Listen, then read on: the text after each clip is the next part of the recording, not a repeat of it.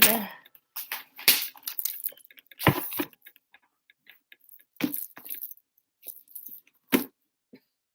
Why? Keep messing with my stuff. Jeez. I swear for Bob. Hold on, let me go get my pen. They, out of all the other pens they could grab, why they go always to my stuff? Be grabbing my pen. 1 second, y'all. Hold on.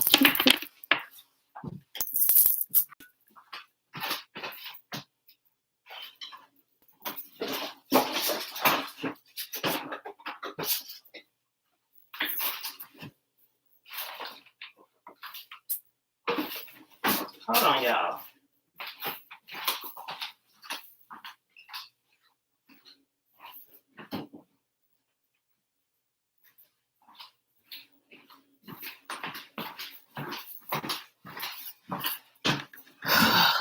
Okay. Sheesh. Y'all know how y'all sit stuff somewhere and expect it to be sitting in that same place when you come back to it? Don't ever expect that when you got little people running around here and teenagers always lose their pens. Sheesh. I stick it inside of my stuff. What they do, they go through my stuff. Mama always got pens. And they find my stuff. Sabola, yeah. Hallelujah. Peace and blessings. Shalom. YouTube. Okay. All right, y'all. Happy Sunday.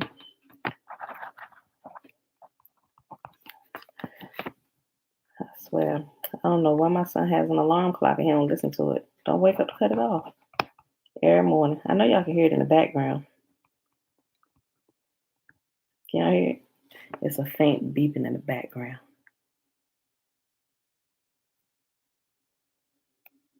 Can y'all hear it? Some days it seems louder than others. But I guess it ain't bothering nobody. Nobody said anything. Y'all probably didn't even recognize it until I said something about it. Okay, y'all. Happy Sunday. It is April the 25th, 2021, day 137 of year 3 of reading through the books of the law and the prophets, and of the 3-year consecutive day count, day 806. Remember, that is what the Sabbath days or the feast day Sabbath days added into the count because we rest on those days. Today we're going to be reading 2 Kings 18, 19, and 20. Then we'll hop over to the Legends of the Jews. Okay, so let's do this really quick. Mouse. Okay. Hop over to the Legends of the Jews after we get done with the reading. I'm about to pull up the Shema. All right, y'all. Everybody know where the Shema is at by now, right? Deuteronomy chapter 6. Remember, always read the entire chapter. Just pull out the meat of everything, right? Listen up, people. Hear, therefore, O Israel, and observe to do it, that it may be well with you, and that you may increase mightily, as Yahuah, the God of our fathers, has promised us, in the land that flows with milk and honey. Hear, O Israel, Yahuah, our God, He is one God, and you shall love Yahuah, your God, with all your heart, with all your soul, and with all your might. And these words which I command you this day shall be in your heart.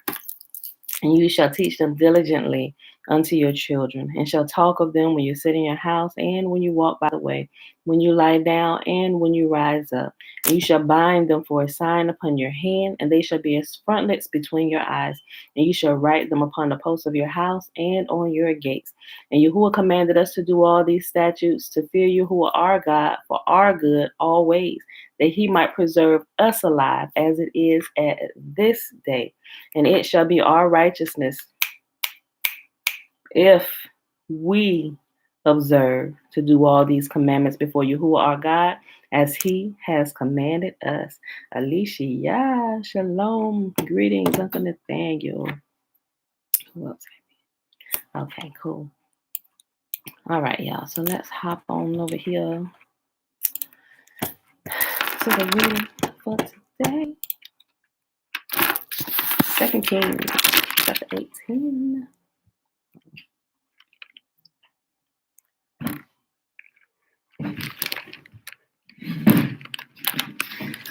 Okay. All right, yeah. here. Let's see. All right, y'all. 2 Kings 18. Hezekiah rules in Judah. Hezekiah, son of Ahaz, began to rule over Judah in the 3rd year of King Hosea's reign in Israel. He was 25 years old when he became king, and he reigned in Jerusalem 29 years. His mother was Abijah, the daughter of Zechariah. In Yahuah's sight, just as his ancestor David had done. He removed the pagan shrines, smashed the sacred pillars, and cut down the Asherah poles. He broke up the bronze serpent that Moses made because the people of Israel had been offering sacrifices to it. The bronze serpent was called Nehushtan. Hezekiah trusted in Yahuah, the God of Israel. There was no one like him among all the kings of Judah, either before or after his time. He remained faithful to Yahuah in everything, and he carefully obeyed all the commands Yahuah had given Moses. So Yahuah was with him, and Hezekiah was successful in everything he did. He revolted against the king of Assyria and refused to pay him tribute. He also conquered the Philistines as far distant as Gaza and its territory, from their smallest outpost to their largest walled city. During the 4th year of Hezekiah's reign, which was the 7th year of King Hosea's reign in Israel, King Shalmaneser of Assyria attacked the city of Samaria and began a siege against it. 3 years later, during the 6th year of King Hezekiah's reign and the 9th year of King Hosea's reign in Israel, Samaria fell. At that time, the king of Assyria exiled the Israelites to Assyria and placed them in colonies in Halah along the banks of the Habor River in Gozan and in the cities of the Medes. For they refused to listen to Yahuah their God and obey him. Instead, they violated his covenant and all the laws that Moses, Yahuah's servant, had commanded them to obey. In the 14th year of King Hezekiah's reign, King Sennacherib of Assyria came to attack the fortified towns of Judah and conquered them. King Hezekiah sent this message to the king of Assyria at Lachish: I have done wrong. I will pay whatever tribute money you demand if you will only withdraw. The king of Assyria then demanded a settlement of more than 11 tons of silver and 1 ton of gold.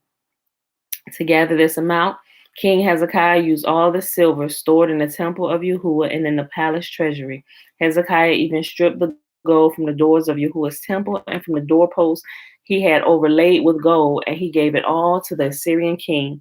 Nevertheless, the king of Assyria sent his commander-in-chief, his field commander, and his chief of staff from Lachish with a huge army to confront King Hezekiah in Jerusalem. The Assyrians took up a position beside the aqueduct that feeds the water into the upper pool near the road leading to the field where cloth is washed. They summoned King Hezekiah, but the king sent these officials to meet with them: Eliakim, son of Hilkiah, the palace administrator; Shebna, the court secretary; and Joah, son of Asaph, the royal historian. Then the Assyrian king's chief of staff told them to give this message to Hezekiah.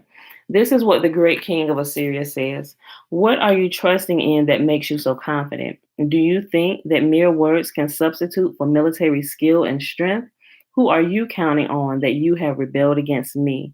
On Egypt? If you lean on Egypt, it would be like a reed that splinters beneath your weight and pierces your hand. Pharaoh, the king of Egypt, is completely unreliable.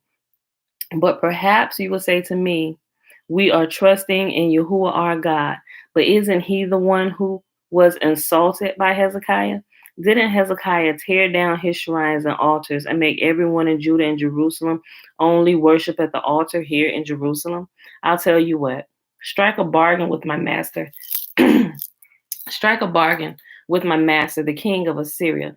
I will give you 2,000 horses if you can find that many men to ride on them. With your tiny army, how can you think of challenging even the weakest contingent of my master's troops, even with the help of Egypt's chariots and charioteers?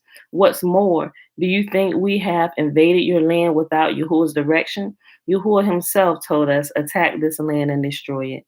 Then Eliakim, son of Hilkiah, Shebna, and Joah said to the Assyrian chief of staff, Please speak to us in Aramaic, for we understand it well. Don't speak in Hebrew, for the people on the wall will hear.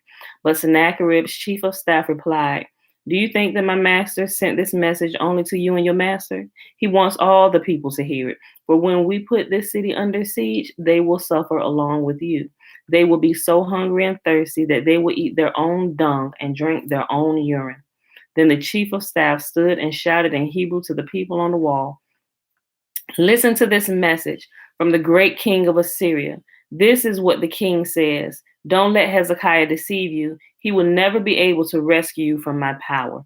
Don't let him fool you into trusting Yahuah by saying, Yahuah will surely rescue us. This city will never fall into the hands of the Assyrian king. Don't listen to Hezekiah. These are the terms the king of Assyria is offering. Make peace with me and open the gates and come out. Then each of you can continue eating from your own grapevine and fig tree and drinking from your own well. Then I will arrange to take you to another land like this one, a land of grain and new wine, bread and vineyards, olive groves and honey. Choose life instead of death.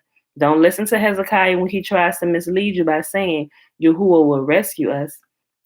Have the gods of any other nations ever saved their people from the king of Assyria?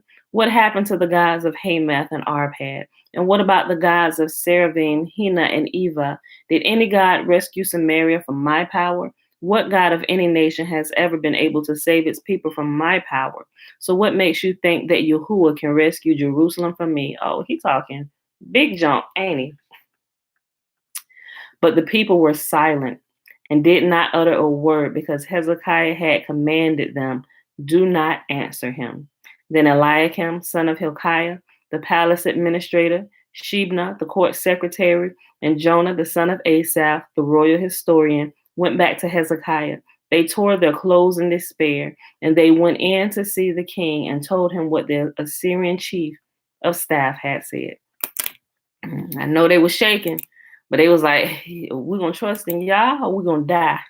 He out here talking all this stuff, King. Look, what we supposed to do? He said, don't say nothing. Because sometimes people draw you into fights, and next thing you know, you fighting when you should have just kept quiet, right?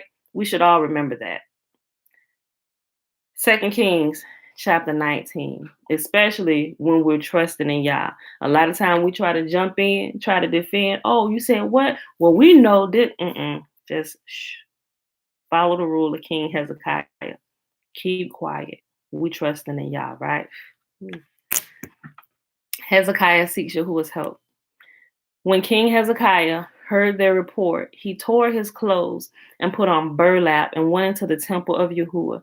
And he sent Eliakim, the palace administrator, Shebna, the court secretary, and the leading priests, all dressed in burlap, to the prophet Isaiah, son of Amos. They told him, This is what King Hezekiah says. Today is a day of trouble, insults, and disgrace. It is like when a child is ready to be born, but the mother has no strength to deliver the baby. But perhaps Yahuah your God has heard the Assyrian chief of staff, sent by the king to defy the living God, and will punish him for his words. Oh, pray for those of us who are left. After King Hezekiah's officials delivered the king's message to Isaiah, the prophet replied, Say to your master, this is what Yahuah says. Do not be disturbed by this blasphemous speech against me from the Assyrian king's messengers. Listen, I myself will move against him, and the king will receive a message that he is needed at home, so he will return to his land where I will have him killed with a sword. Meanwhile, the Assyrian chief of staff left Jerusalem and went to consult the king of Assyria, who had left Lachish and was attacking Libnah. Soon afterward, King Sennacherib received word that King Tirhakah from Ethiopia was leading an army to fight against him. Before leaving to meet the attack, he sent messengers back to Hezekiah in Jerusalem with this message. This message is for King Hezekiah of Judah.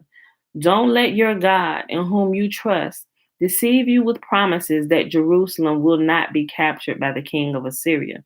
You know perfectly well what the king of Assyria has done wherever they have gone. They have completely destroyed everyone who stood in their way. Why should you be any different? Have the gods of other nations rescued them? such nations as Gozan, Haran, Rezeph, and the people of Eden who were in Telassar. My predecessors destroyed them all. What happened to the king of Hamath and the king of Arpad? What happened to the king of Zarephaim, Henna, and Eva? After Hezekiah received the letter from the messengers and read it, he went up to Yahuwah's temple and spread it out before Yahuwah. And Hezekiah prayed this prayer before Yahuwah: O Lord God of Israel, you are enthroned between the mighty cherubim. You alone are God of all the kingdoms of the earth. You alone created the heavens and the earth. Bend down, O Yah, and listen. Open your eyes, O Yah, and see. Listen to Sennacherib's words of defiance against the living God. Is it true, Yah, that the kings of Assyria have destroyed all these nations, and they have thrown the gods of these nations into fire and burned them? But of course, the Assyrians could destroy them. They were not gods at all, only gods of wood and stone shaped by human hands. Now, O Yah, our God, rescue us from his power. Then all the kingdoms of the earth will know that you alone, O Yah, are God. Then Isaiah, the son of Amos, sent this message to Hezekiah. This is what Yahuwah, the God of Israel, says. I have heard your prayer about King Sennacherib of Assyria, and Yahuwah has spoken this word against him. O virgin daughter of Zion, the virgin daughter of Zion despises you and laughs at you. The daughter of Jerusalem shakes her head in derision as you flee. Whom have you been defying and ridiculing? Against who did you raise your voice? At whom did you look at with such haughty eyes? It was the Holy One of Israel. By your messengers, you have defied Yahuwah. You have said, with my many chariots, I have conquered the highest mountains. Yes, the remotest peaks of Lebanon. I have cut down its tallest cedars and its finest cypress trees. I have reached its farthest corners and explored its deepest forests. I have dug wells in many foreign lands and refreshed myself with their water. With the sole of my foot, I stopped up all the rivers of Egypt. But have you not heard? I decided this long ago. Long ago, I planned it, and now I am making it happen. I planned for you to crush fortified cities into heaps of rubble. That is why their people have so little power and are frightened and confused. They are as weak as grass, as easily trampled as tender green shoots. They are like grass sprouting on a housetop, scorched before it can grow lush and tall. But I know you well, where you stay, and when you come and go. I know the way you have raged against me. And because of your raging against me and your arrogance, which I have heard for myself, I will put my hook in your nose and my bit in your mouth. I will make you return by the same road on which you came.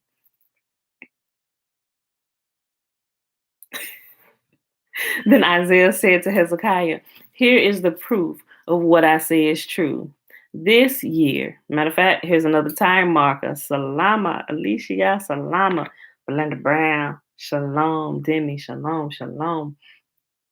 Listen to this time marker, y'all. Then Isaiah said to Hezekiah, here is proof that what I say is true. This year, you will eat only what grows up by itself. Next year, you will eat what springs up from that. But in the third year, you will plant crops and harvest them. You will tend vineyards and eat their fruit. And you who are left in Judah, who have escaped the ravages of the siege, will put roots down in your own soil and will grow up and flourish. A remnant of my people will spread out from Jerusalem, a group of survivors from Mount Zion.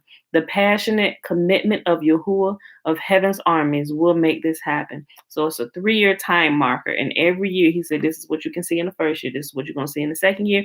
And this is what you're going to see in the third year, right? He's talking about from the time that he's speaking in a year from now, right? Yahuwah always gives very specific time markers and the time where you can see. Anybody that gives an open-ended prophecy saying soon or anything like that, you might want to hold up for a second and just kind of go check into that, right? And see what that's all about. Just make sure it's not a lie entangling you further in the bigger web of lies, right? Okay. And this is what Yahuwah says about the king of Assyria. His armies will not enter Jerusalem. They will not even shoot an arrow at it. They will not march outside its gates with their shields, nor build banks of earth against its walls. The king will return to his own country by the same road on which he came. He will not enter this city, says Yahuwah. For my own honor and for the sake of my servant David, I will defend this city and protect it. That night, the angel of Yahuwah went out to the Assyrian camp and killed 185,000 Assyrian soldiers. When the surviving Assyrians woke up the next morning, they found corpses everywhere. Then King Sennacherib of Assyria broke camp and returned to his own land. He went home to his capital of Nineveh and stayed there. One day, while he was worshiping in the temple of his god Nisroch, his sons Adremelech and Sharezer killed him with their swords. They escaped to the land of Ararat, and another son, Esarhaddon, became the next king of Assyria. All right, y'all, last chapter for the day. 2 Kings chapter 20, Hezekiah's sickness and recovery. About that time, Hezekiah became deathly ill, and the prophet Isaiah, son of Amoz, went to visit him. He gave the king this message. This is what Yahuwah says: set your affairs in order, for you are going to die. You will not recover from this illness. When Hezekiah heard this, he turned his face to the wall and prayed to Yahuwah. Remember, O Yah, how I have always been faithful to you and have served you single-mindedly, always doing what pleases you. Then he broke down and wept bitterly. But before Isaiah had left the middle of the courtyard, this message came to him from Yahuwah. Go back to Hezekiah, the leader of my people. Tell him, this is what Yahuwah, the God of your ancestor David, says. I have heard your prayer and seen your tears. I will heal you. In 3 days from now, you will get out of bed and go to the temple of Yahuwah, another time marker. In 3 days' time, right? Not 3 days come and go, and he's still waiting for this promise to happen. Yahuwah always gives very specific times, right? This is what Yahuwah, the God of your ancestor David, says. I have heard your prayer and seen your tears. I will heal you. And 3 days from now, you will get out of bed and go to the temple of Yahuwah. I will add 15 years to your life, and I will rescue you and this city from the king of Assyria. I will defend this city for my own honor and for the sake of my servant David.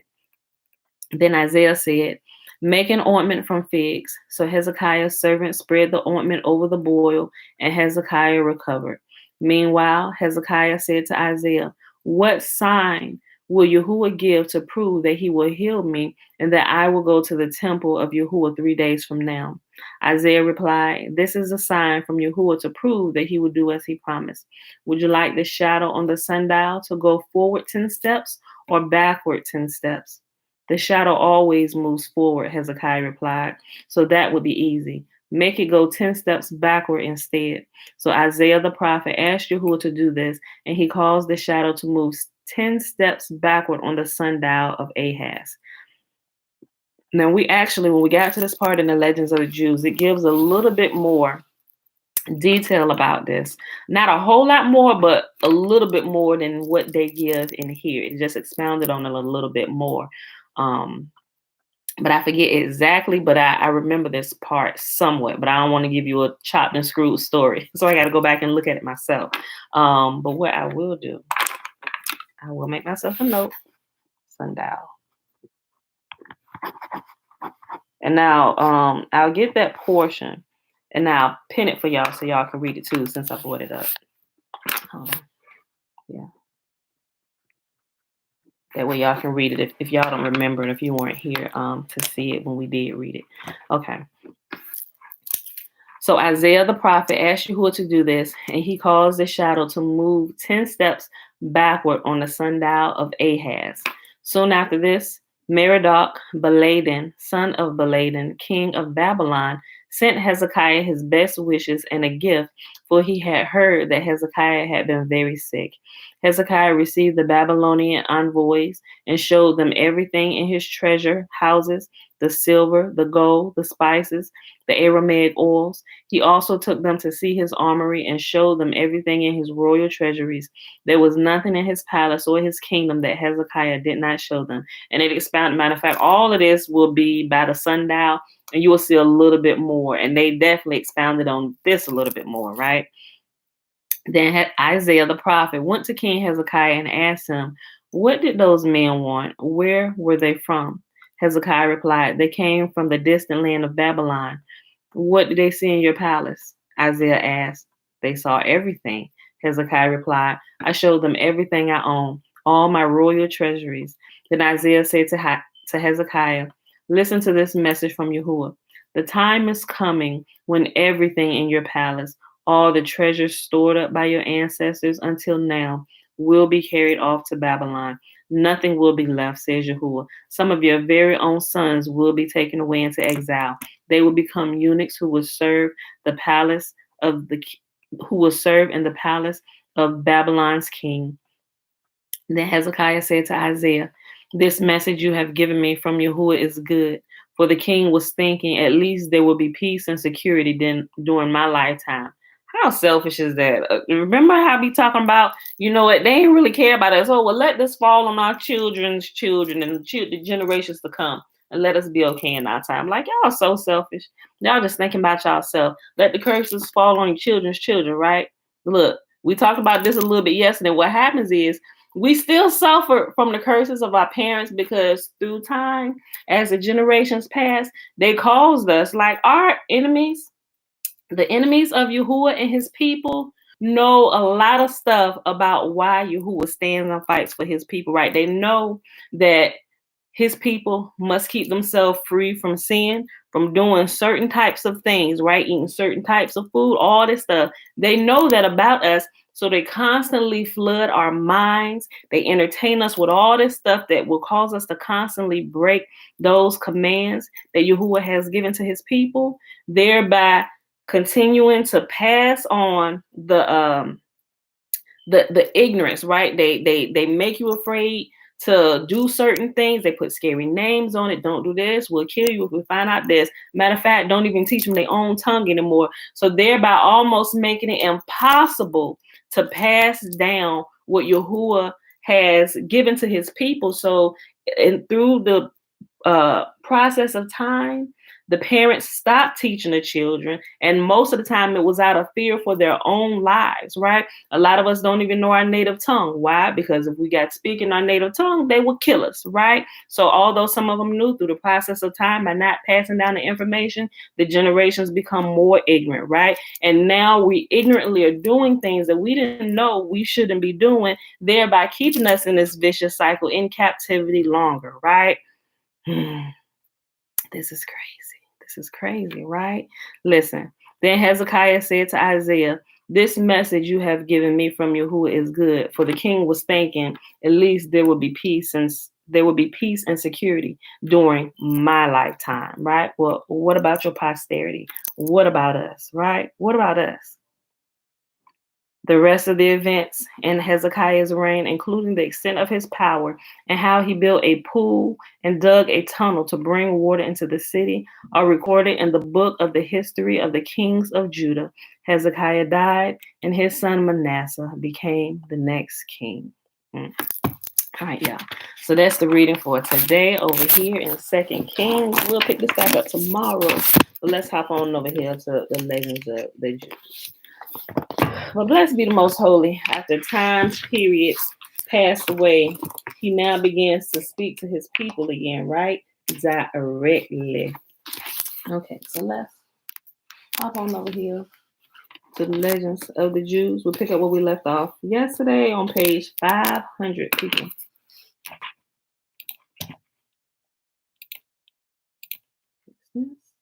Okay. Remember, we're still talking about Esther. We ain't got that much more, y'all. I say, well, let me not give days. I say still in about a week's time we should be done. I'm not sure how long the next few days are going to be while reading through the scriptures, and I'm not sure how many sections I'll get to read. But this is probably maybe less than a week's time left, right? Okay. And then we hop over to reading Fossilized Customs. All right. His resolve to ruin the Hebrews, sorry, hold on. His resolve to ruin the Hebrews taken, Haman appeared before Ahasuerus with his accusation against them. There is a certain people, he said, the Hebrews, scattered abroad and dispersed among the peoples in all the provinces of the kingdom. They are proud and presumptuous. In Tibet, in the depth of winter, they bathe in warm water, and they sit in cold water in summer. Their religion is diverse from the religion of every other people, and their law. Sorry, hold on. I gotta get a sip of water already. Voice is cracking.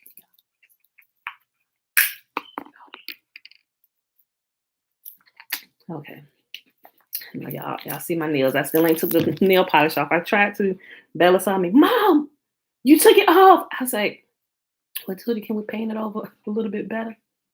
But she couldn't find a nail polish. So I'm waiting for her to find a nail polish before I take this off and let her do it fresh for me. Yeah, I tried to pull it off and she caught me. Wasn't even 5 minutes when I started, let me take this off my nails. And she caught me. Like she has like this inner sense of knowing nail polish is dropped to the floor. Okay. She came running. Let me see your hands. I'm just like it really shocked me. She said, Mom, let me see your hands. It really blew me away, y'all. After I pulled this nail polish off this one pinky nail, she come running in my room. Let me see your hands. I'm like I'm still baffled about this. So I'm like, let me leave this nail polish on my nails for this little girl. Okay. His resolve, I just start over. His resolve to ruin the Hebrews taken. Haman appeared before Ahasuerus with his accusation against them. There is a certain people, he said, the Hebrews, scattered abroad and dispersed among the peoples in all the provinces of the kingdom. They are proud and presumptuous. In Tibet, in the depth of winter, they bathe in warm water, and they sit in cold water in the summer. Their religion is diverse from the religion of every other people, and their laws from the laws of every other land. To our laws, they pay no heed. Our religion finds no favor with them, and the decrees of the king they do not execute. When their eye falls upon us, they spit out before us, and they consider us as unclean vessels. Oh, well, I know, I guess I do the same from these people because I'm like, every time I hear the name JC, I want to spit on the ground. Look, I didn't even pay attention to this. Let me read this again. Look. When their eye When their eye falls upon us, they spit out before us. They consider us as unclean vessels. When we levy them for the king's service, they either jump up on the wall and hide within the chambers, or they break through the walls and escape. If we hasten to arrest them, they turn upon us, glare at us with their eyes, grind their teeth, stamp their feet, and so intimidate us that we cannot hold them fast. Yeah, that sound like us. They do not give us their daughters unto wives, nor do they take our daughters unto wives.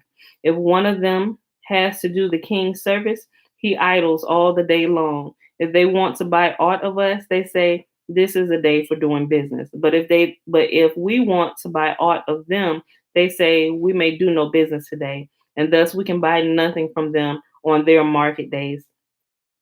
Their time they pass in this wise. The first hour of the day, they say they need the first hour of the day, they say they need for reciting the Shema. The second for praying. The third for eating. The fourth for saying grace and give thanks to Yahuah for the food and drink he has granted them.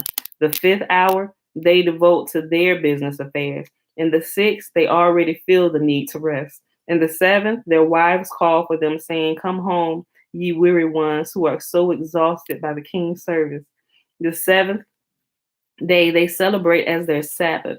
They go to the synagogues on that day, read out of their books, translate pieces from their prophets, curse our king, and execrate our government, saying, this is the day whereon the great God rested, so he may grant us rest from the heathen.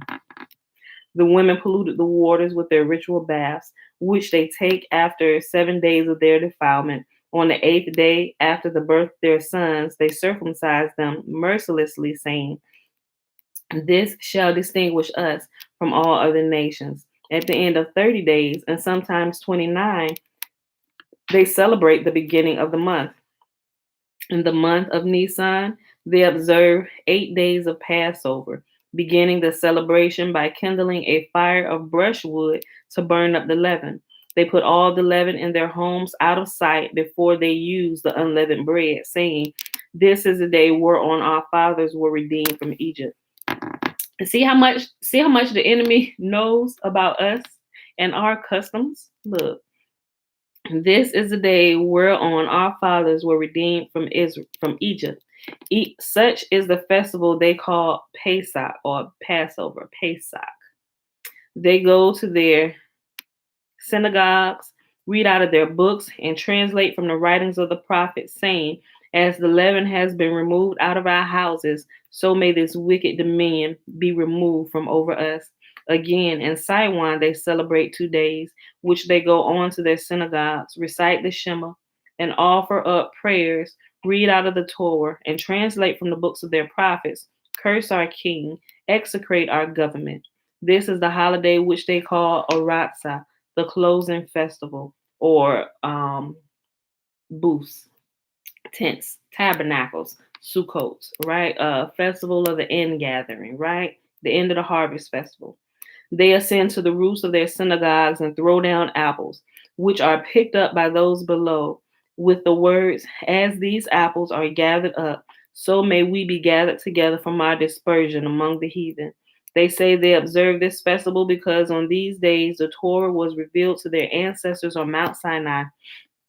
On the first of Tishri, they celebrate the new year again. They go up to their synagogues, read out of their books, translate the pieces of writings from out of writings of their prophets, curse our king, execrate our government, and blow the trumpet, saying, "On this day of memorial, may we be remembered unto good and our enemies unto evil."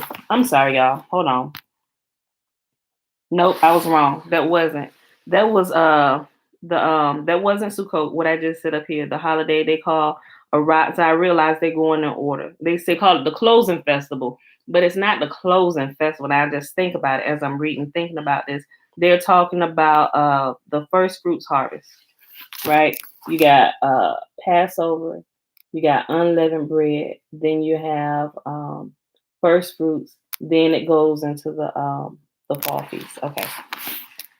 On the 9th day of the same month, they slaughter cattle, geese, and poultry. They eat and drink and indulge in dainties, they and their wives, their sons and their daughters.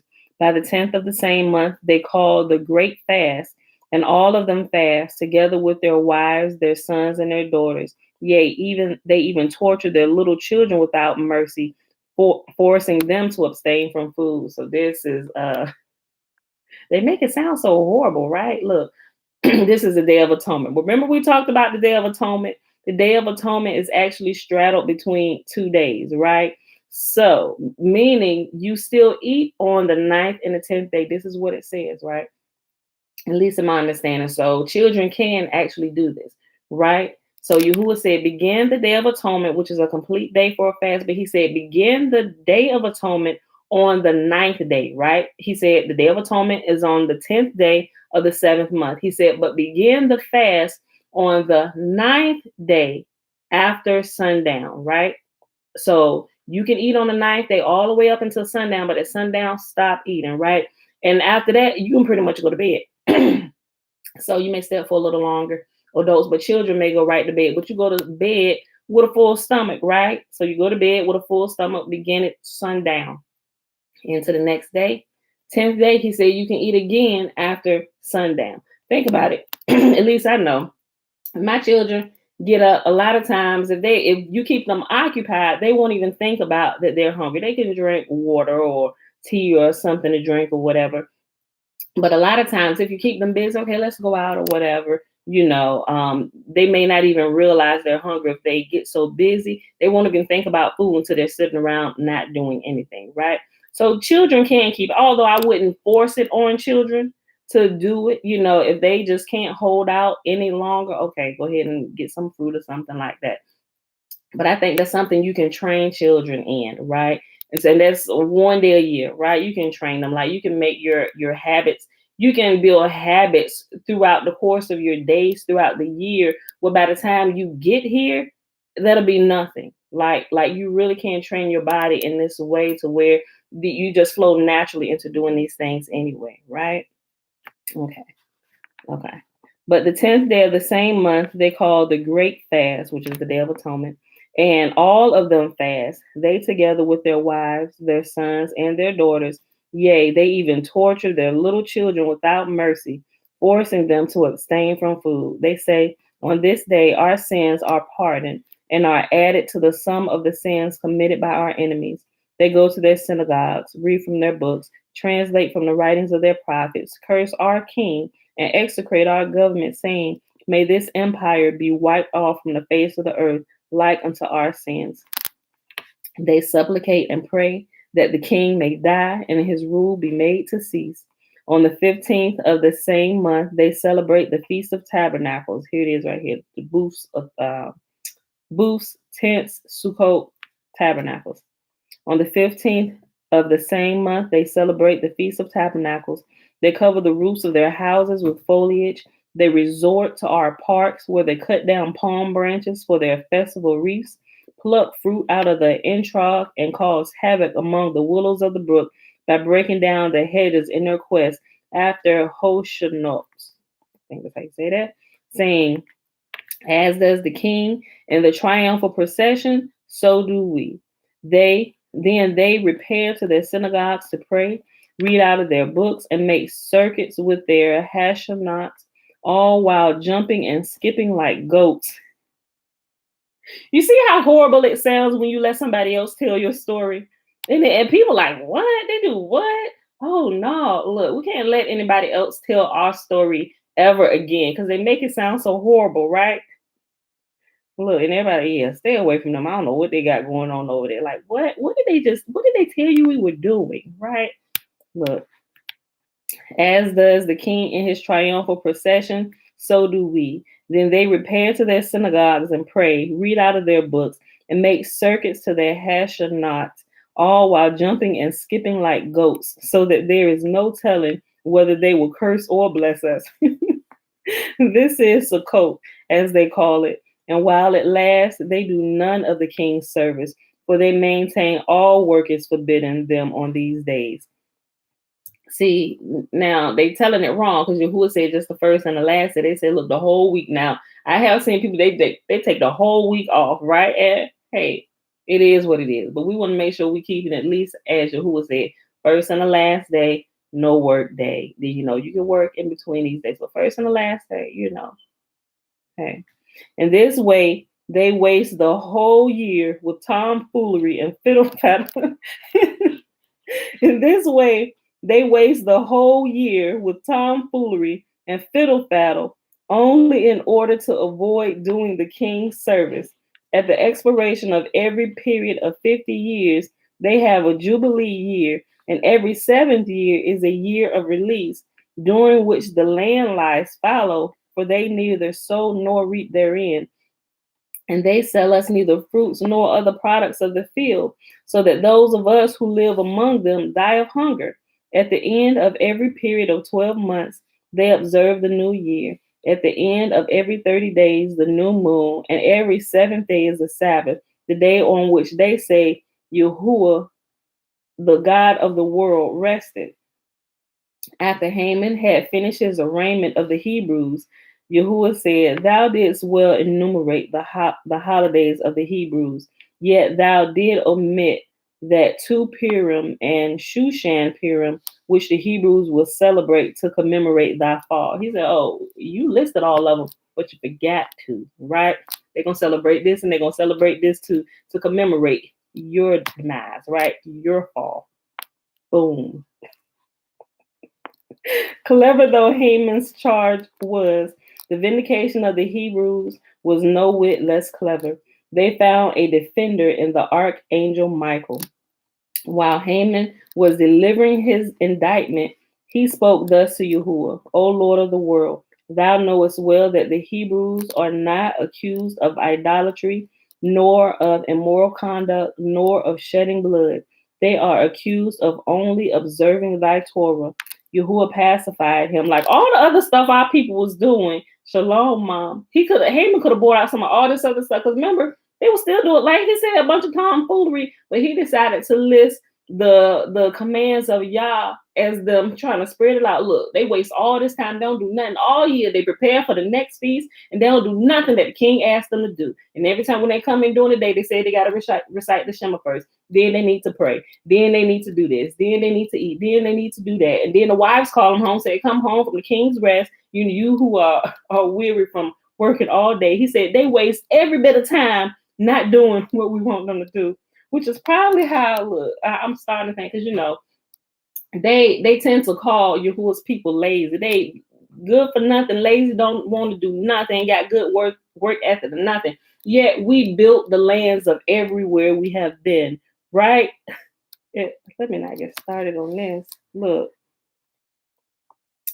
let me go back. For they found a defender in the archangel Michael. While Haman was delivering his indictment, he spoke thus to Yahuwah, O Lord of the world, thou knowest well that the Hebrews are not accused of idolatry, nor of immoral conduct, nor of shedding blood. They are accused only of observing thy Torah. Yahuwah pacified him. As thou livest, I have not abandoned them. I will not abandon them. Haman's denunciation of the Hebrew people found a ready echo in the heart of the king. He replied, I too desire to annihilate the Hebrews, but I fear their God, for he is mighty beyond compare, and he loves his people with a great love. Whoever rises up against them, he crushes under their feet. Just think of Pharaoh. Should his example not be a warning to us? He ruled the whole world. Yet, because he oppressed the Hebrews, he was visited with frightful plagues. Yahuwah delivered them from the Egyptians and cleft the sea for them, a miracle never done for any other nation. And when Pharaoh pursued them with an army of 600,000 warriors, he and his host together were drowned in the sea. Thy ancestor Amalek, O Haman, attacked them with 400,000 heroes, and all of them Yahuwah delivered into the hands of Joshua, who slew them. Sisera had 40,000 generals under him, each one commander of 100,000 men, yet they were all annihilated. The God of the Hebrews ordered the stars to consume the warriors of Sisera, and when he caused the great general to fall into the power of a woman, to become a byword and a reproach forever, many and valorous, I think that's how you say that, valorous, like things of valor, valorous. Don't kill me because I mispronounced the word, y'all. Y'all know what I'm talking about. Many and valorous rulers have risen up against them. They were all cast down by their God and crushed unto their everlasting disgrace. Now, then, can we venture aught against them? Haman, however, persisted. Day after day, he urged the king to consent to his plan. Ahasuerus thereupon called together a council of the wise men of all the nations and tongues. To them he submitted the question whether the Hebrews ought not to be destroyed, seeing they differed from all the other people. The sage counselors inquired, who is it that desires to induce thee to take such a fatal step? Like, who is telling you need to do this? Like, do we need to recite all the stories that happened to everybody that tried to do this for these people? Like, who has even had the gumption to come to you with this request, King? Look. The sage counselors inquired, who is it that desires to induce thee to take so fatal a step? If the Hebrew nation is destroyed, the world itself will cease to be, for the world exists only for the sake of the Torah studied by Israel.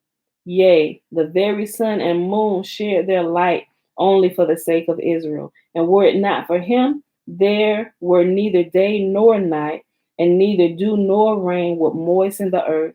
More than this, all other nations beside Israel are designated as strangers by Yah. But Israel he called his love, a people near to him, and his children. If men do not suffer their children and kinsmen to be attacked with impunity, how much less will Yahuwah sit by quiet when Israel is assailed?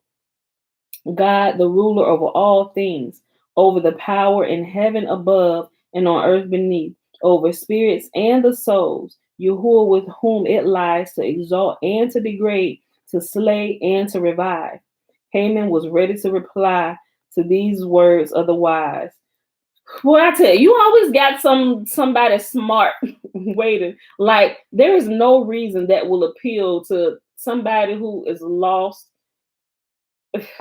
and just doesn't understand anything. Like, yeah, I heard all that, but look, they're waiting for you to finish what you're saying so they can come back with their rebuttal, right? And it's like, let's just take King Hezekiah's advice. Shh, be quiet. Don't talk to them. Because it's like you can't win for losing with them, right? Look, this is Haman. Look, Haman was ready to reply. Haman was ready with the reply to these words of the wise. The God who drowned Pharaoh in the sea and who did all the wonders and signs ye have recounted, that God is now his dotage. He can neither see nor protect, for did not Nebuchadnezzar destroy his house and burn his palace and scatter his people to all the corners of the earth? And he was not able to do one thing against it. If he had power and strength, would he have not displayed them? This is the best proof that he was waxed old and feeble. Like, first of all, you only got a portion of the information. Yahuah himself, remember, he had to force Nebuchadnezzar to go take his people. Remember Nebuchadnezzar, when he heard y'all tell him to go get his people, because his people doing all kind of shenanigans, he said, go up against my people. He said, yeah, I'm going to go get Rome or Assyria. I ain't playing with Jerusalem. You won't hem me up, the creator of heaven and earth, So he said, no, it's me talking to you. I want you to go take Jerusalem, my people. They being hard-headed, and I want you to do this. Yep, nope, I'm gonna cast lots. What them dice at? Give me them dice. Okay. Jerusalem. Listen, no, he said, should I take Assyria, Rome, or Jerusalem? Jerusalem. Bring me that 8-ball, please. Should I take Rome, Assyria, or Jerusalem? Go take Jerusalem, my G. Nope, that is defective. Bring me some sages. Listen. Now, let me tell you about this God who rules over Jerusalem, the people who from there, his people. Nobody ever wins against him, right? I want to go take Rome or Assyria, but I keep hearing, I ain't even gonna say it's him talking to me because I don't really know his voice. I don't do nothing he say, but I think from what I understand, this seems like they're God's voice. He's telling me to go get his people. I don't want to do that. I want to take Rome or Assyria. Oh, King Nebuchadnezzar. All our stuff. Look, we done ran tests. All this, the balancing scales, all this, everything is pointing to Jerusalem. I don't want to hear that. We're not messing with Jerusalem. Like Yahuah had to literally force Nebuchadnezzar to go take Jerusalem, right? And so this is the information that Haman was missing. He didn't realize what Nebuchadnezzar had to go through to be forced to go take Jerusalem, right? Because Yahuah had ordained it. That's why Yahuah didn't come back and get Nebuchadnezzar. He said, well, Nebuchadnezzar did all this. He wanted to destroy his house. He said he destroyed his house, burned his palace, and scattered his people to all corners of the earth. And he was not able to do one thing against it, right? See, he had half the story. Talking all big and bad when he was about to get his tail completely toe off, right? And we got 2 holidays that we're going to celebrate and commemorate this day for you, Haman, right? Look, hold on. Boy, I tell you, sometimes you'll what you know can get you in trouble because you know just enough to get you in trouble, right? Let's read it again. Haman was ready with the reply to these words of the wise. Then Yahuah, who drowned Pharaoh in the sea, the God who drowned Pharaoh in the sea and who did all the wonders and signs ye have recounted, that Yahuah is now in his dotage. He can neither see nor protect. For did not Nebuchadnezzar destroy his house, burn his palace, and scatter his people to all corners of the earth? And he was not able to do one thing against it. If he had power and strength, would he not have displayed them? This is the best proof that he was waxed old and feeble. When the heathen sages heard these arguments advanced by Haman, they agreed to his plan and put their signature to an edict decreeing the persecution of the Hebrews. Yeah, like if y'all got any kind of good common sense, sometimes you just got to know what advice to let slide, just going one end out the other, and some you really should take to heart, right? But he was bereft of all his good common sense, right? Okay. We'll read this last section, then we'll pause. The decree of annihilation. This is the text of the decree. This is the text of the decree which Haman issued to the heads of all the nations regarding the annihilation of the Hebrews. This herein is written by me, the great officer of the king, his second in rank, the first among the grandees, and one of the 7 princes, and the most distinguished among the nobles of the realm. I, in agreement with the rulers of the provinces, the princes of the king, the chiefs and the lords, the eastern kings and the satraps, all being of same language, write you at the order of King Ahasuerus this writing sealed with his signet, so that it may not be sent back, concerning the great eagle Israel. The great eagle has stretched out his pinions over the whole world. Neither bird nor beast could withstand him. But there came a great lion, Nebuchadnezzar, and dealt with the great eagle a stinging blow. His pinions snapped, his feathers were plucked out, and his feet were hacked off. The whole world has enjoyed rest, cheer, and tranquility since the moment the eagle was chased from his eyrie until this day. Now we notice that he is using all efforts to secure his wings. Yes, we are. We're pulling all our body parts back together, even as Ezekiel saw in the valley of dry bones. What do you see, son of man? He said, I see the bones coming together. Flesh and sinews are coming on these dry bones. They are wet now. The skin has overlaid the sinews and the bones and the blood. Wait a minute. These people live again. The whole world has enjoyed rest, cheer, and tranquility since the moment the eagle was chased from his eyrie until this day. Now we notice that he is using all efforts to secure his wings. He is permitting his feathers to grow with the intention of covering us and the whole world as he did unto our forefathers. At the instance of King Ahasuerus, all the magnates of the kings of Media and Persia are assembled, and we are writing you our joint advice as follows. Set snares for the eagle and capture him before he renews his strength and soars back to his eyrie. We advise you to tear out his plumage, break his wings, give his flesh to the fowl of heaven, split the eggs lying in his nest, and crush his young, so that his memorial may vanish from the world.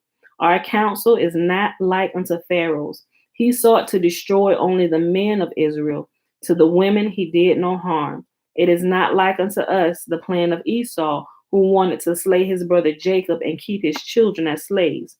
It is not like unto the tactics of Amalek, who pursued Israel and smote the hindmost and feeble, but left the strong unscathed. It is not like unto the policy of Nebuchadnezzar, who carried away them into exile and settled them near his own throne. And it is not like unto the way of Sennacherib, who assigned a land unto the Hebrews as fair as their own had been.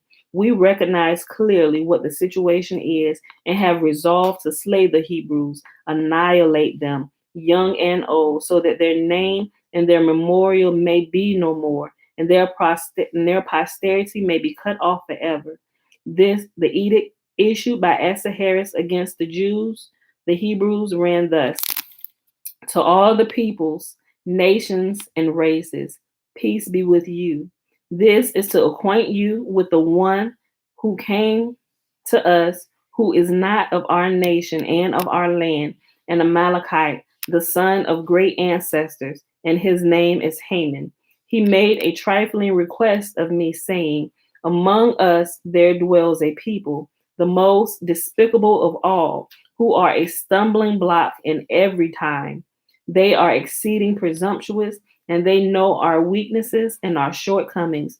They curse the king in these words, which are constantly in their mouths. Yahuah is the king of the world forever and ever. He will make the heathen perish out of his land. He will execute vengeance and punishments upon the people.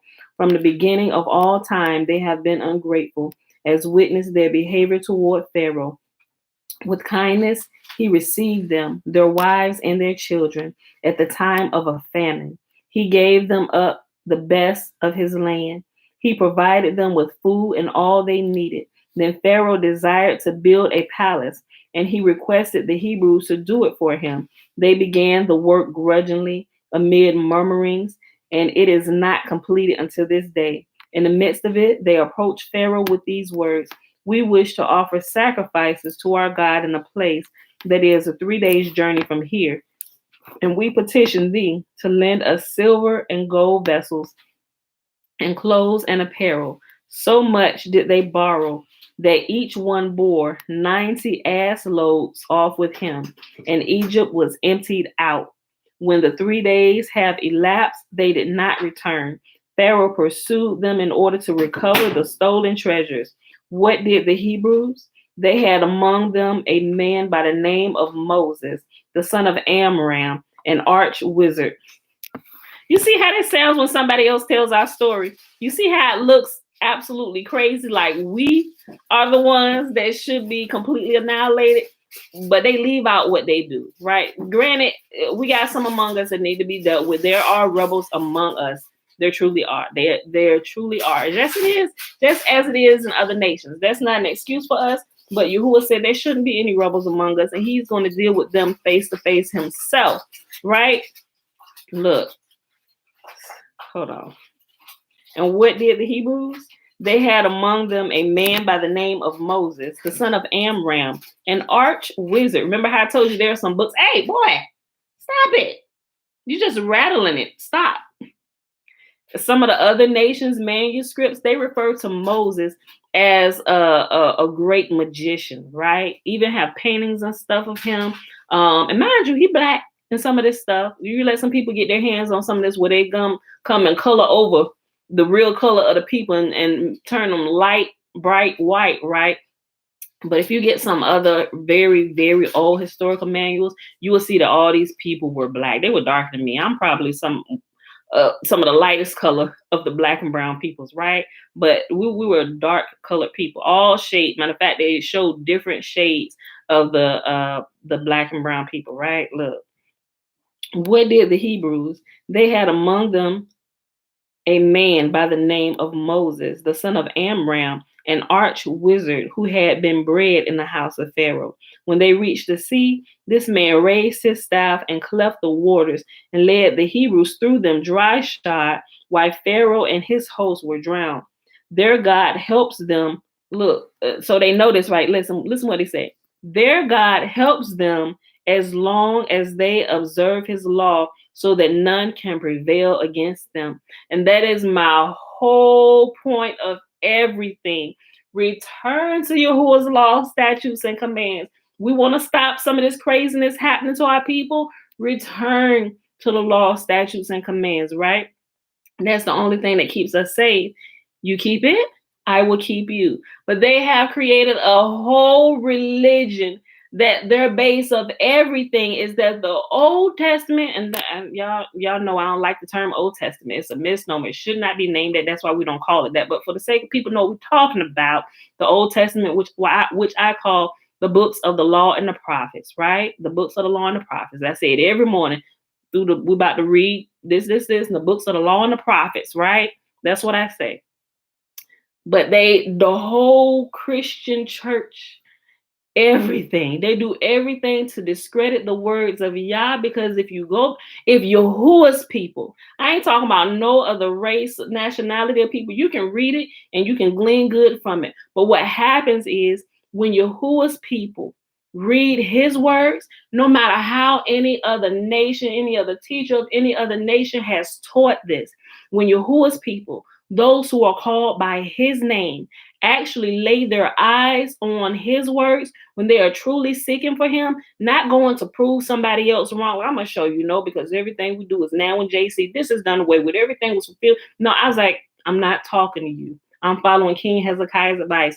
Keep quiet. I'm not wasting my breath with you, right? What I'm telling you, what I know. Something, and the only thing I can say is something happens in an unseen realm inside of Yahuwah's people when they begin to take in his words.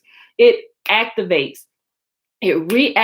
something that has been sleeping on the inside of us. That's the best way I can explain that, right? And then we begin to consume it. And it's like we can see what other people can't see. It's like, wait a minute, how did you not get that? And then the lies begin to become clear as day to you. Like, wait, what? This is why? Because they got us all doing this and they pushing us as big herd cattle. Everybody go this way, don't roll. That's done away with. We done summed it up over here for you. This is all you need. Take this, go. Don't worry about that ant. And they got guards standing up. You don't need to do that. That's cut off. We don't need to be doing that no more. What you gonna do? And they pull out the things that don't matter. You gonna be sacrificed and you ain't got cattle. How you gonna keep that? You ain't got animals to sacrifice. Where's your priest? You ain't got no temple. All this stuff that don't matter. They put it there to keep you from going back there to see what is there. There is life. If there ain't life for anybody else on this earth, there is life for Yahuwah's people when they go and lay eyes on this and begin to read it without the teaching, the overlaying, the masking of what everybody else has taught them. That's why I said when you go, take everything that you've learned up until this point, right? Just take it and sit it on the shelf. You ain't got to completely get rid of it at this point, but when you realize what the real deal is, you're going to freely take it and set fire to it yourself. But just sit it there. But go back and start over, right? And I tell you, I said, go back. Don't even try to be super spiritual about it. Read it like it's a book. Like you will go get any other book, a good novel, read it for the basis and the premise of the story. What is this about? Who are the characters, right? Who is this God they serve? What happened in the family? This family split, the fights, all of this. Learn about it on that level first. Just a basic level without any kind of spirituality. Don't even call it a Bible. Just, okay, let's go read about this story, and as you begin to understand that, and then you begin to realize about this people, the different things, and then you're going to start thinking about your own family and things you've experienced in your own life. Wait a minute. Hold on. My family be doing that. Hold on. Wait a minute. That sound like Ginzberg and them down the street. Wait a minute. What? Wait. These people was black? Oh, snap. And then when you find out they black, it just pulls you in a little bit more and more. And Yahuwah begins to open your eyes more and more until you realize, oh, snap. This is my family, right? They don't talk about none. They barely give you bits and pieces over in the New Testament about this. I'm telling you, Yahuwah's people, nothing will activate you like the Old Testament, like the books of the law and the prophets will, because it will go down and reach into generations past that have been passed down to you, and it will activate previous generations. And you are truly going to know that there truly is a God, and you're his people. And you will realize, he said, if my people, here's the key, if my people who are called by my name would humble themselves and pray, seek my face, and turn from their wicked ways, then I will hear from heaven.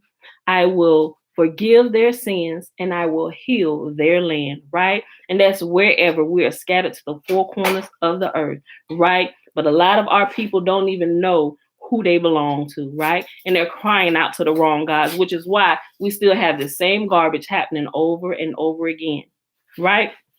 But what we see happening, the 400 years, we pinpointed right at the end of the 400 years, right? It's people that's going to argue it both ways, or this wasn't that, or it's been more than this, and what about this? Follow the advice of King Hezekiah. Shut them off. Don't even listen to them. You have to go look at it for yourself. Look at what's happening all around you, right? Put everything together.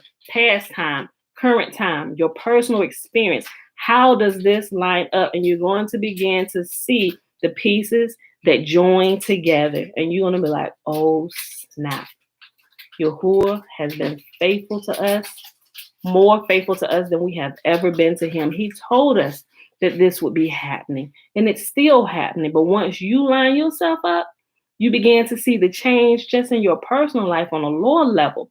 And you began to experience these blessings that Yahuwah said will come upon you if you kept his commands. So now you began to experience in your own personal life, like, wait a minute, this is really true. And now you got personal experience where you can begin sharing with your other brothers and sisters. Wait a minute, first of all, did you know that we the people of the book, right? And it's like little by little, you try to get people's attention. Some people, they so steeped on whatever, or from previous generations, they just don't get it. Whatever. I don't know. But Yahuwah decided that it would be this generation, my generation, that will start waking up. And we're waking up some of the older generations that are still here. But definitely the generation that we gave birth to, they are running with fire, right? Because as this generation, our generation, us being the parents of those children, as we return to Yahuwah's law, statutes, and commands, and as we teach our children when they rise up and when they lie down and when they walk by the way, when they come in and when they go out, all they're going to know is Yah, right? So every generation will get stronger and stronger, and you will see the power increase and increase. Yo. And I'm so thankful he decided to wake me up in my generation to open my eyes, right? Because we're starting to see glimpses of it. It's so exciting. I could talk about this all day, but let me finish this little section. I kind of still got a little bit more to read, but I just had to say that. Look, don't let nobody else tell our story, right? We can tell our story with examples and proof, right? And then what it said, and it was like, what is like, people gonna be, I'm about to screw this scripture up, but anyway, they gonna be looking for us. I heard Yah was with you. They're gonna be grabbing our coattails and the hems of our garments.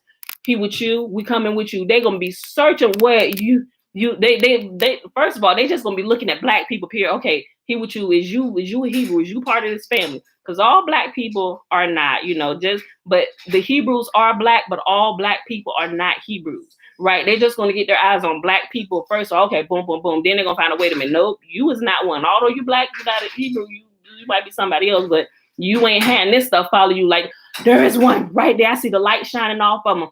Fire follows up. That's the one. Go after him. Go grab his him. We're going after them. We're going after her. Them children, them Hebrew kids, them, follow them. Whatever you're going to be kept safe. Follow, do what they do, right? That's what it's talking about, y'all. We waking up. Look. Hold on. When the 3 days having elapsed, they did not return. Pharaoh pursued them in order to recover the stolen treasures. What did the Hebrews? They had among them a man by the name of Moses, the son of Amram, an arch wizard who had been bred in the house of Pharaoh. When they reached the sea, this man raised his staff and cleft the waters and led the Hebrews through them dry shod, while Pharaoh and his hosts were drowned. Their God helps them as long as they observe his law, so that none can prevail against them. Josh, go turn it down, please. Balaam, the only prophet we heathens ever had, they slew with the sword, and they did unto Sihon and Og, the powerful kings of Canaan, whose land they took after killing them. Likewise, they brought ruin upon Amalek, the great and glorious ruler. They and Saul their king, and Samuel their prophet. Later they had an unmerciful king, David by the name. Who would ever think that King David, our King David, was unmerciful, right? Look, but when you let them tell the story, this is the output and the understanding you get, right?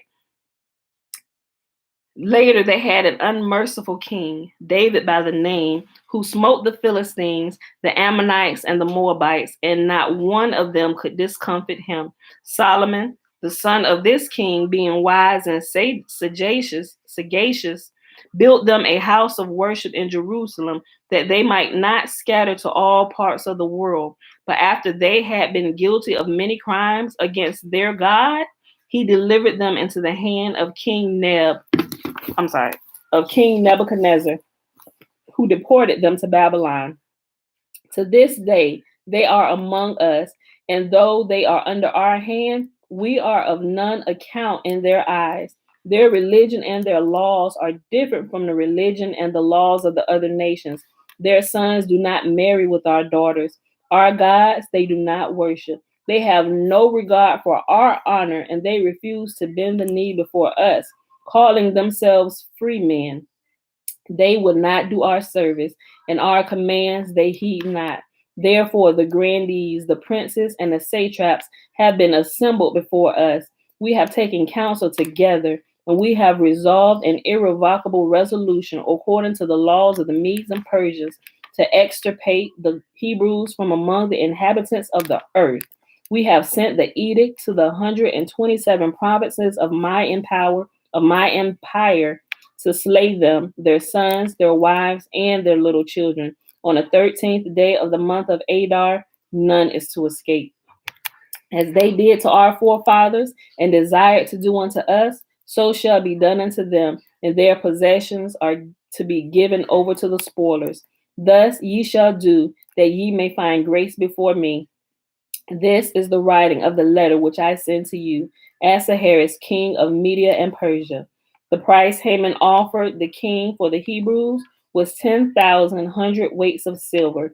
He took the number of Hebrews at their exodus from Egypt, 600,000, as the basis of his calculation, and he offered a half shekel for every soul of them. The sum of each Israelite had to pay yearly for the maintenance of the sanctuary.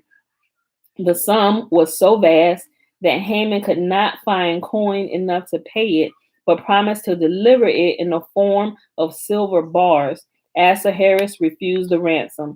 When Haman made the offer, he said, "Let us cast lots. If thou drawest Israel and I draw money, then the sale stands as a valid transaction. If the reverse, it is not valid." Because the sins of the Hebrews, the sale was confirmed by the lots. But Haman was not too greatly pleased with his own success. He disliked to give up so large sum of money. Observing his ill humor, Ahasuerus said, "Keep the money. I do not care either to make or lose money on the account of the Hebrews. For the Hebrews, it was fortunate that the king did not accept money for them, else his subjects would have not obeyed his second edict, the one favorable to the Hebrews. They would have been able to advance the argument that the king, by accepting a sum of money for them, had resigned his rights over the Hebrews instead of Haman, who therefore could deal with them as he pleased. The agreement between Ahasuerus and Haman was concluded at a carouse. Was it carouse? Carouse. Carouse. Carouse. We'll learn how to pronounce that later. The agreement between Ahasuerus and Haman was concluded at a carouse by way of punishment for the crime of the sons of Jacob, who had unmercifully sold their brother Joseph into slavery to the Ishmaelites while eating and drinking. The joy of this Hebrew-hating couple, for Ahasuerus hated the Hebrews with no less fierce hatred than Haman did, was shared by none. The capital of Shushan was in mourning and sorely perplexed. Scarcely had the edict of annihilation been promulgated. Scarcely, sorry, y'all, I know I'm screwing up some of these words. Scarcely had the edict of annihilation been promulgated against the Hebrews when all sorts of misfortunes began to happen in the city. Women who were hanging up their wash to dry on the roofs of the houses dropped dead. Men who went to draw water fell into wells and lost their lives. While Ahasuerus and Haman were making merry in the palace, the city was thrown into consternation and mourning. And that, my beautiful people, is where we will pause for today. Tomorrow it's getting a little bit better because Satan enters the scene and begins to talk to Haman. Hold on.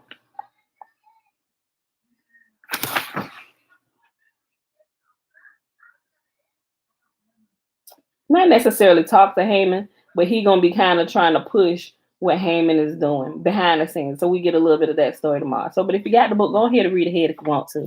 But we'll pick this up tomorrow. But it's leading up to the main event, y'all. Well, we fight back. All right, y'all. So that was Legends of the Jews. We stopped on page 503. We began on 500 and we paused on page 503. And that, believe it or not, all of that was that just one section? No, I'm sorry, that was two. The denunciation of the Hebrews and a decree of annihilation. Okay, so we read 2 little sections. They were pretty long. Okay, y'all. So we read today 2 Kings 18, 19, and 20. And Legends of the Jews, page 500 to page 503. Today it is Sunday. Happy Sunday, beautiful people. It is day 137 of year 3. We're reading through the books of law and the prophets. And of the 3-year consecutive day count, day 806. And that is without the Sabbath days and the feast day Sabbath days added into the count, right? Why? Because we rest. And tomorrow, Sabbath day, moon cycle, falls on Monday for this moon cycle. So tomorrow we will not be here. So we will be back here Tuesday morning, 7:15 a.m. Eastern Standard Time, beautiful people. Okay, so let's go ahead and do the blessing, which is found in Numbers. Y'all know it. Chapter 6, verses 22 through 27. Remember, the first 21 verses is the Nazirite vow. And Yahuah spake unto Moses, saying, Speak unto Aaron and unto his sons, saying, On this wise ye shall bless the children of Israel, saying unto them, May Yahuah bless us and keep us. May Yahuah make his face to shine upon us and be gracious unto us. May Yahuah lift up his countenance upon us and give us peace. And they shall put my name upon the children of Israel, and I will bless them. Whose name? Yahuah's name. Yahuah said, Put my name upon my people, and I will bless them. Right? All right, y'all. So let's make sure we're keeping to Yahuah's laws, statutes, and commands and all that we do, right? Don't get sidetracked with sacrifices and stuff like that. Yahuah said, if you're just obedient, there's no need for sacrifice, right? Sacrifice has never been needed, but that's pushed like it's the main thing. Yahuah said, I desire obedience, not sacrifice. Stop killing up all my animals, right? Look, you can use them for transportation. You can use them if you want to drink the milk or the egg, all this stuff. You can use it for that, but don't kill them to atone for your sins, right? That's why he made it. He set it out like that. Like, we want to do what the other nations do. If you're going to offer sacrifices, then this is what you need to do. He made it so hard and gave so many details. We're like, look, this is too much. It's better that we just obey. Look, Sean and them, they losing all their cattle. They don't look. Y'all better go talk to y'all kids. They out here acting a fool. Your mom and dad acting. Where is their parent? Where is grandma, granddad? Do you not teach them anything? Look, killing up all the best of the animals, because Yahuah said the best ones had to go first. Like, you can't go out here and do something and think you're going to take this chicken with one leg. No, he said, give me the best. I want the cow, the fattest of the flock, the money maker. That's what I want, right? He wanted to hurt your pockets, right? He wanted you to think about this before you did it. And that's what we're not getting. They pulled the Jedi mind tricks on everybody. You looking at the wrong thing. Like, we got to do sacrifice. No. Pay attention, y'all. Like, Yahuah made it that hard. He wanted to break your estate from what you was about to do, right? He would hope that you would have the good common sense that he blessed you with. Most of you got it, but you decide not to use it, right? Okay. Should I really go commit this sin? What is this going to cost me? But nobody, you get into the heat, the throes of passion, and you don't think, right? And next thing you know, you got to give up the best of your flock, right? Now, everybody know, come on, we need to talk, son. Yeah, you bringing the night. You providing for everybody. Get the fattest from your flock. Bring it on. Come on here. We'll say we're going to have this. We need to talk about this, right? The priest going to go ahead and cut it up. Now, tell us what you did, right? You confess your sins, repent for what you did, while the priest being the butcher, the cook. Go ahead and cook it up just like this, right? Tell us what you done did. When your wife back there, like, yes, tell us what you done did. Why is our moneymaker being taken to the slaughter right now, right? People teach this the wrong way. If they taught this the right way, people would think about some of the stuff that they would do. Look, yeah, it's better that we obey. Because we like our moneymaker. Yahuah has blessed us. He blessed. No, we shouldn't have to give that up. Nope. That's not going to profit us anything except for loss to our household. That's going to endanger not just me, but our entire household, the children, everybody. Yes, baby. They trying to take unnecessary loss. I try and get some. She up. Uh-oh. She's up again. It's time to go, y'all. I ain't got nothing else. I ain't seen no questions here for today. I was just chatting, talking about some of this stuff. We about to get out of here because she about to start getting out. She mad that the boys ate up the rest of the cereal, right? Okay. Love y'all. I will see y'all Tuesday morning.